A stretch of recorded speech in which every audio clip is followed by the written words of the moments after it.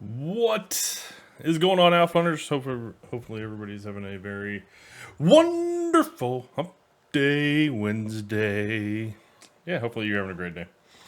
So, let's take a look at the market. What it's giving us today. We are currently down on the SPY, down about 1.2%. What? Oh, man. All right, let's take a look.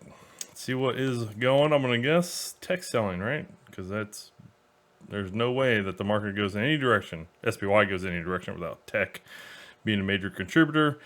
But we did gap down today about 1.07%. Pretty substantial gap down there. Let's take a look pre-market, kind of see what happened. And yeah, yesterday's close, SPY traded kind of flat after the market, but you can see that pretty good drop there. Real quick, gonna go to futures. And yeah, I mean, you can kind of just see it just kind of faded down all night. You had a pretty substantial breakdown there early in the morning, like in the middle of the night. So unless you're like a hardcore futures trader trading at the time, you were probably sleeping. But yeah, other than that, yeah, I mean, pretty good breakdown there in the middle of the night. And we just kind of traded down all night. So, all right. As far as the Qs, yep, Qs getting hit pretty good. Currently down 2 1/3%. They also had a pretty good gap down here. Yeah, buddy. Down about 1.6% there on the open. Whew, brutal. That's a brutal move. IWM, not doing too bad. Actually had a pretty good gap down. I mean, obviously yesterday, you can see how bullish yesterday was. I think the IWM actually ended the day yesterday up 3%. Crazy, crazy, crazy. IWM kind of gapped down about 1% this morning. And you can see just kind of how crazy today was. I mean, it looked like it might have even traded up 1%. Got up about 0.9%. And so it's currently down about 0.6%. So quite a bit of volatility here in the IWM non-big tech areas of the market, and we'll just see if that continues. Volatility goes both ways, right? Up and down. It's just price deviations from historical norms is basically what it is. DIA, pretty good gap down. A little bit of a gap down. They're very noticeable. A little bit of trade higher. DIA is actually positive, up 0.2%. RSP is basically flat, a little negative, which is kind of weird because the price actually the price bar actually looks like we closed at like 171.61, and we should be higher. So a little discrepancy there on price and I guess how the bar looks at yesterday's close. Yeah, nice gap down, traded higher, currently flat, pretty much there on the RSP. Trading higher, got up to 172, didn't even notice that. So it got to 172 this morning, a little bit of over it, come back down some. DIA, looking pretty solid. There on the daily. I think you're probably looking for some pullbacks here. Ooh, IWM, look at that huge upper wick there. Yeah. Pullbacks, wait for them.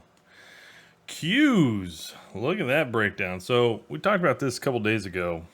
Maybe not a couple days ago, but maybe like late last week. We got that quick snapback last Thursday, and it felt like a real deal kind of sell-off.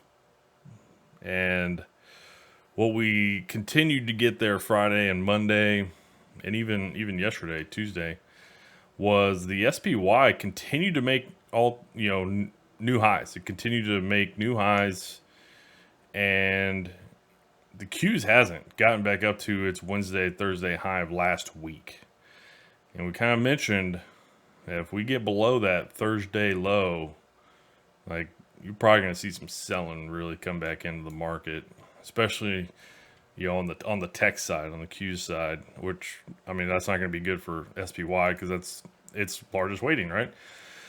So, I think you're waiting for yeah, some pretty good substantial pullbacks here. And, with how far we've run, ooh, previous all-time high is around 408 level, this blue line down here. I mean, if we take it from the previous, like the high that we put in last week, 10% pullback or so, it's going to be into these highs that we kind of had back in Q1, kind of where we broke out, bounced, went, and then if we have a 20% pullback, look at that, about, not 20%, not quite 20%, about 19%, just under 19%, would be all the way back to the 2021 previous all-time high, which you could say we didn't really retest all the way into it right here back in April. We got kind of close. We got really, really close. So if that happens, yeah, we could see a pretty good sell-off back down to those levels. That just kind of tells you how far we have run in pretty good short amount of time here. So anyways, SPY though still is not broke down its 10 EMA.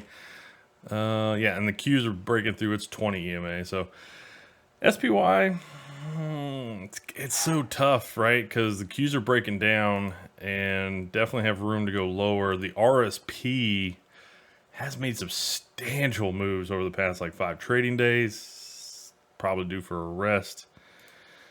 And so I'm trying to figure out where the bullishness comes back into the market. Like what would lead it? And it might be the Qs.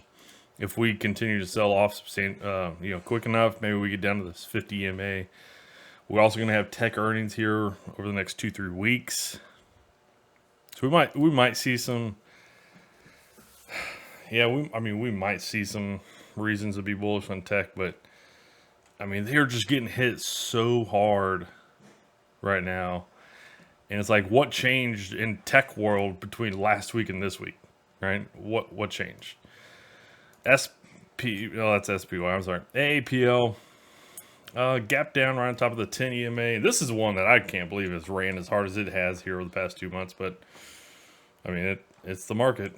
Microsoft sitting right on top of its 50 EMA, and Microsoft was kind of giving that little leading look into what was coming on the market because it was kind of breaking down beforehand. This has been a pretty sure bet in tech world for, a while. Continues to be a pretty sure bet, and it just wasn't performing well. Broke down yesterday. Yeah, NVIDIA, the thing that's coming in on NVIDIA is one of the things that we talked about with that sell-off, that 3-day sell-off that we had back in kind of like mid-late June, is if we never get back up to that high, we're going to have lower highs come in, and we are getting really close to making a new low below that June 24. So if there's been any poster child of the bull market that we've been in for the past year and a half, 2 years on the markets, especially AI, NVIDIA. It's NVIDIA, and everybody's watching it, right? So if we break this down, so basically you can just look at that 50 EMA. If we break that 50 EMA down, which it's kind of right around that 115, 116 level, yeah, we probably see quite a bit of downside come in because everybody's gonna say like, okay, we are pulling back. Not the Qs, sorry, Google, Alphabet. Yep, breaking down as well. Okay. Meta has not been strong here for the past week. So it did make all, this push here, came up to new all-time highs, did not hold it, came back down, and has just dropped off. So definitely like a false breakout there around the 540 level. It's already dropped 70 points from that all-time high level. Amazon, yeah, look at all the selling days coming in there on Amazon. It's like 8 days in a row.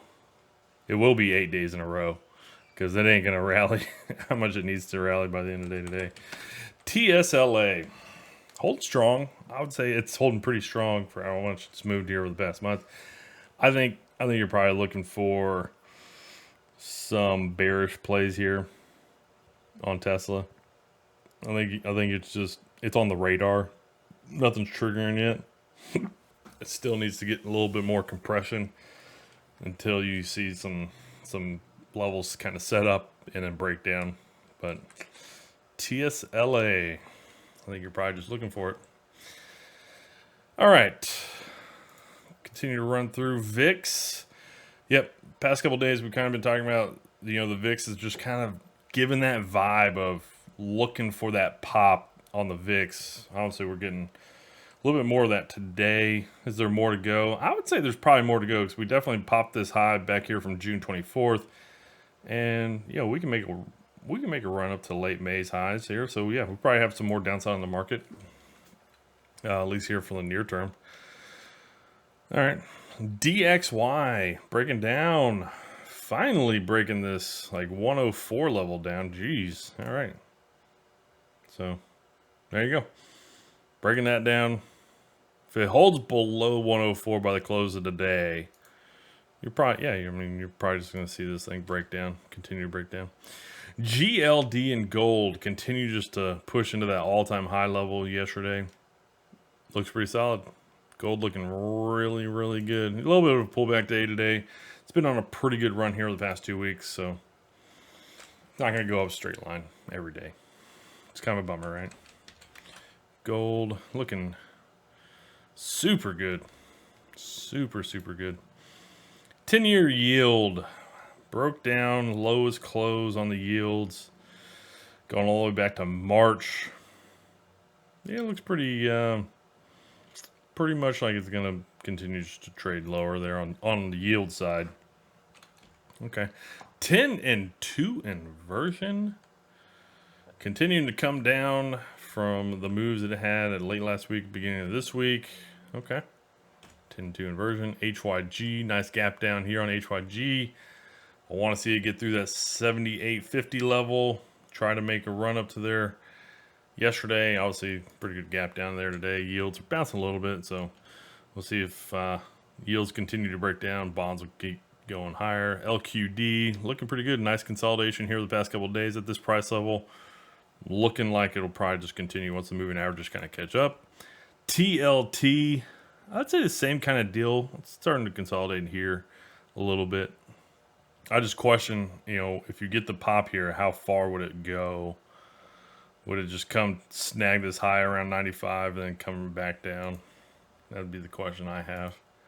All right, sector performance should give us some pretty interesting looks at the market today. Woo, lower end of the day. It's not even, can't even hide that one. Tech. Woo, man, we're really hit there. XLK there. Tech. Woo, brutal. Discretionary is also a little bit underperformance there. Communications a little bit outperformance so far. Industrials outperforming as well. Materials, healthcare, financials, utilities, staples, energies, real estate. These are all positive on the day. So over half the sectors in the S&P 500 are actually positive an hour and a half roughly into the trading day. But that just tells you how much pressure tech, there is in tech. Tech just provides so much pressure that, it weighs so much, and it doesn't really matter about majority of the other sectors. So here's a look at intraday. The two biggest underperformers intraday, tech and discretionaries. Communications, industrials also underperforming there. Energies, materials outperforming. Staples, financials, healthcare, real estate, and utilities all outperforming pretty good amount. Utilities actually looking pretty good there intraday.